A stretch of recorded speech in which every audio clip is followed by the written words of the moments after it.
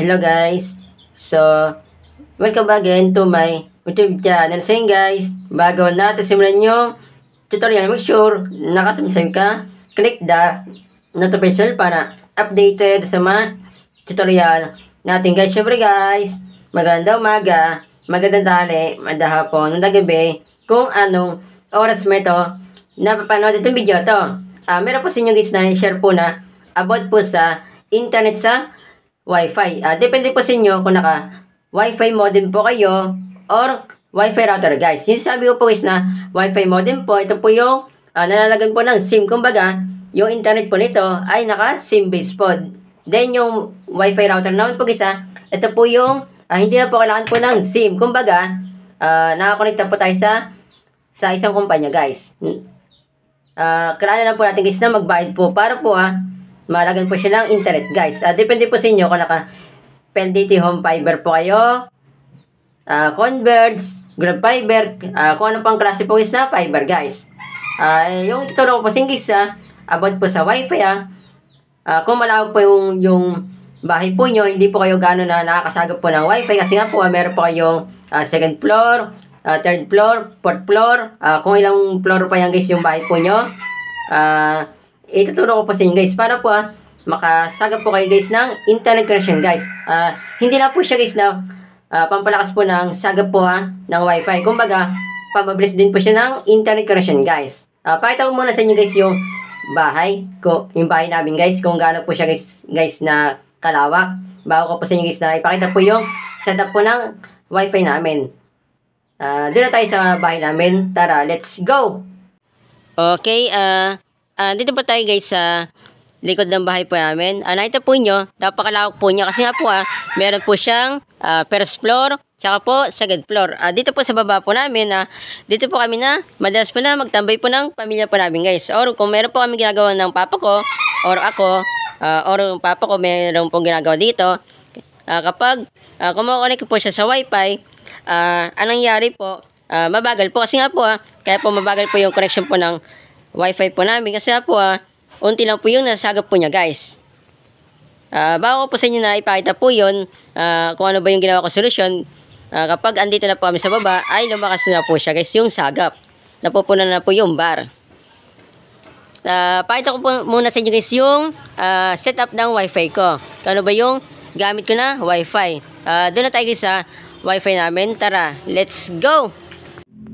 Okay, dito po tayo guys sa Wi-Fi modem ko. Di bali po itong Wi-Fi modem na ito, bagong labas po ni PLDT tsaka po ni Smart. Yung binanggit ko po guys na dalawa, isang kumpanya lang po yung guys ito nga pa lang Wi-Fi modem ko. Dalawa po yung ginawa po nila guys itong version na ito, PLDT Home 5G Plus 153381 guys. Kapag bibili po kayo ng ganito guys, yung pangalawa mo yung bibili nyo or yung katulad ng sa akin guys, yung una, hindi pa po siya guys na nakamodify. Ibig sabihin, wala po siyang saksahan po ng antena. Sa akin po ni-modify ko po siya. Yan guys. Anim po yan guys. Apat po yung nakalagay po na antena na galing po sa ZLT S10G. Dalawa po yung nakasaksak po na galing po sa Globe Mimo antena guys. Yun po yung antena ko. Kaya meron po siyang isa pa pong ganito guys, baka kasi magtanong po kayo. Nilagyan ko po siya ng fan. Kapag hindi po siya lobat, dito ko po sasaksak po yung fan dito guys. Then ito pong Wi-Fi modem ko, kapag hindi po lobat nga ito, sasakot ko din po siya guys para pa makatipid po ako. Mapapansin po nyo guys, sa mga madalas po dyan manood po sa YouTube channel ko guys, meron po dyan nakalagay po na router guys. Sa mga baguhan po dyan na kapapanood po ng video na ito, wala na po dyan guys na router. Yan. Mamaya papaliwanag ko po sa inyo bakit wala po siyang router. Tinanggal ko po siya dyan. Doon muna tayo sa antena. Tara, let's go! Okay, dito po tayo guys sa ginagamit ko po na antena sa modem ko. Ito pong Globe Mimo antena guys. Mapapansin po nyo, meron po nakalagay na Globe. Si Globe lang po yung tanging bugod lang po na meron po sarili po antena guys. Hindi po katulad sa dito, Gomo, smart, ay wala po sila guys na sarili pong antena. Pero guys, meron pong mga fiber na connection po, katulad po ng PDT, Converge, mga ganun ba guys, ay meron din pong antena guys.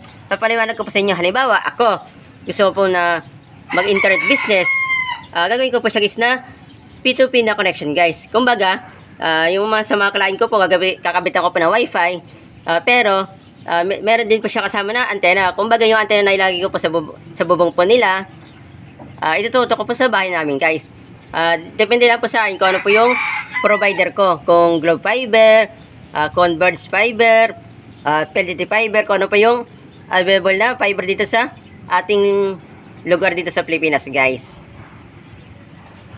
Doon na tayo sa router guys. Papaliwanag ko po sa inyo bakit nawala po yung router ko na kasama po sa modem ko. Makadikit po kasi sila guys. Tara, let's go! Okay, dito po tayo guys sa router. Dito po tayo sa gitnang bahay pa namin. Ito po yung router ko. Yan. Di bali po, dito ko po siya nilagay sa gitna po kapag kukonek po kami sa baba. Yan, dito sa baba guys. Pakita ko po sa inyo dito sa baba, masagap na po namin yung router. Kasi modem po namin, hindi na po abot dito. Ayan. Balik tayo doon. Ito nga pala guys, sa mga di pa po nakakalam, kapag bibili po kayo ng router, lagyan nyo din po ng LAN internet cable. Ayun po, meron po siya nakalagay na kulay itim po, yun po yung LAN internet cable. Nakasaksak po siya dito. Yan. Depende nga pala po sa bahay po nyo kung gaano po siya kalawak guys. Halimbawa, katulad na sa akin, dito ko po siya nilagay. Kailangan po yun ng internet. Yun po yung gamitin po natin yung binili po natin guys na LAN internet cable. Ito po siya. Yan.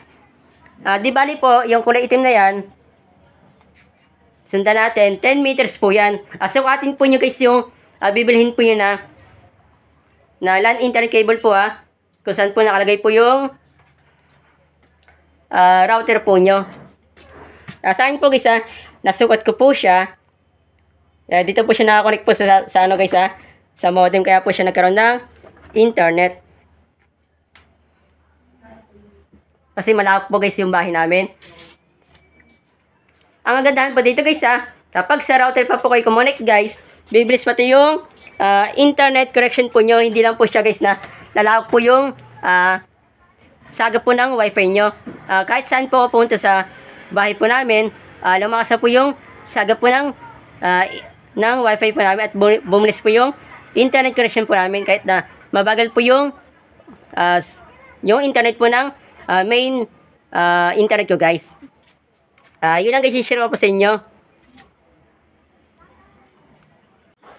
Okay, kita nyo naman guys kung paano ko po siya nagawan po ng paraan para po lumawak po yung pagsagap po namin guys ng wifi po guys.